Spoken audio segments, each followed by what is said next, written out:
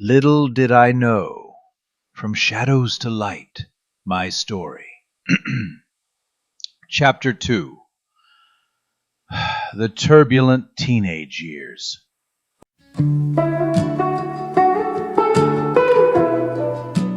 Little did I know, the price of survival. Winter of 79 into 80 was cold in more ways than weather. Jim was still living at home, working full-time at Cohoes Music Hall and attending broadcasting school in Albany. I was a freshman in high school, casted, nicknamed, half smiling through the attention of older kids and Vice Principal McDonald's looming eye. But things inside our house were brittle. Jim's abuse didn't end with childhood. He kept at it, never missing a chance to humiliate me in front of Dad, Mom, my sisters, my wife, even my kids later in life.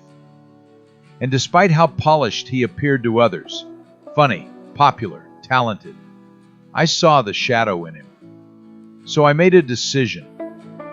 I started stealing money from him. It began innocently enough, coins from his dresser, like a sneak grab for survival. But my needs were growing. Cigarettes, pot, beer, the things that numbed, the things that filled the gaps. And Jim? He kept dropping bills like breadcrumbs, wads of cash in the pockets of jeans left on the floor when he'd run up to shower. 10, 15, sometimes even $20 at a time.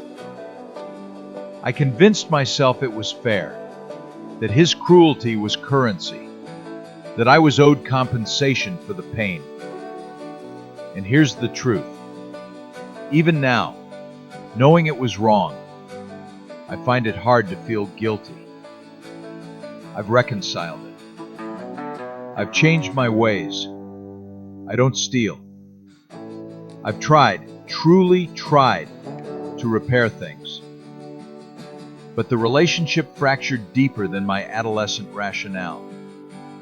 Jim cut off communication after our father died in 2015. No more returned calls. No more words. No closure. And if he doesn't already know about the money, he may read it here. What will he think? I don't know. But I do know this. I was a kid trying to survive an environment that twisted love into dominance. I made choices I've owned, and I'm still here. Still writing. Still searching for grace between broken bones and broken bonds. Still learning that survival has a price. But so does silence. Redemption notes. Time has a way of replaying old memories on new frequencies. What once felt like survival now hums like regret. And yet, it's not simple regret. It's something quieter, older, more forgiving. I've learned that survival isn't clean. It leaves a residue, choices made in fear, small thefts of dignity, moments where pride feels like the only shelter. And when you grow up in a house where love was rationed, you start believing that pain must be paid for somehow. But here's the thing. There's no ledger for childhood suffering, no balance sheet where theft equals justice, or silence equals safety. There's only the story you tell yourself until you're strong enough to write a truer one. When I think of Jim now, I don't feel anger so much as ache. He was just another broken branch from the same family tree. We were both trying to survive the same storm, just in different ways. I sought refuge in rebellion. He found power in control. And neither of us learned how to say, I'm sorry. I used to picture reconciliation like a movie scene. Two brothers in a diner, coffee between us, old grudges cooling in the air. But that meeting never came. Maybe it never will. What I've come to understand is that forgiveness doesn't always require an audience. Sometimes it's just the sound of your own voice saying, I release you. I don't excuse what happened, but I no longer carry it like evidence. Somewhere along the line, maybe in the desert, maybe at sea, I realized that survival is not the same as living. It's the stage before grace, the rough draft before peace.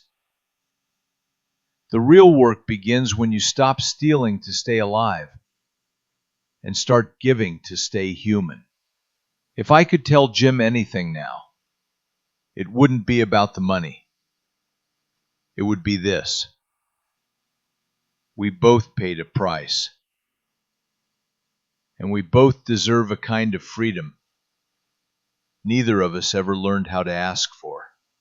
And maybe, just maybe, that's what redemption really is. Not a clean slate, but a cracked one, where the light still gets through.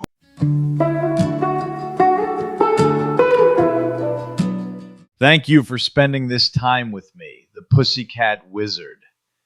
These moments we share, whether in shadows or in light, are threads in a much larger story, one I'm honored to tell with you beside me. As always, the journey continues. The next chapter subsection is waiting, and I'd be honored if you'd walk with me a little further down this road. Until then, keep the wonder alive, and I'll see you in the next episode of Little Did I Know.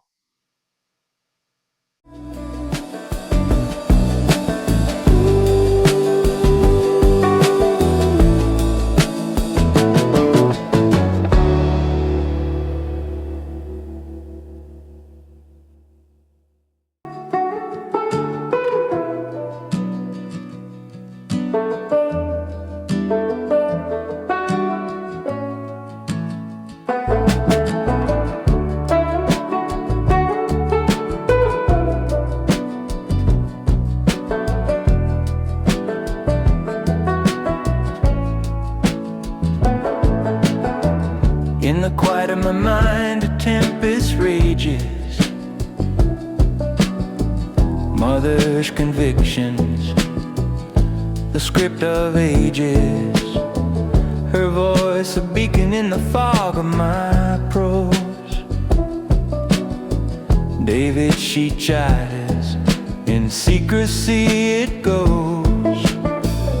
Beneath my breath, a silent plea.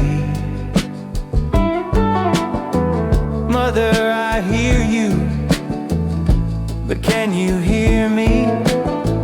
Your savior, your faith you implore, I embrace. Yet within, I wrestle with my own grace. Torn between the divine and my truth. A son's love, a personal sleuth. Have you surrendered? You persistently ask. In your version of Jesus, should I bask? Jane, your call for aid. He's different, you say. A label pre-made. In your eyes I see the fear of a son's path, not straight but queer.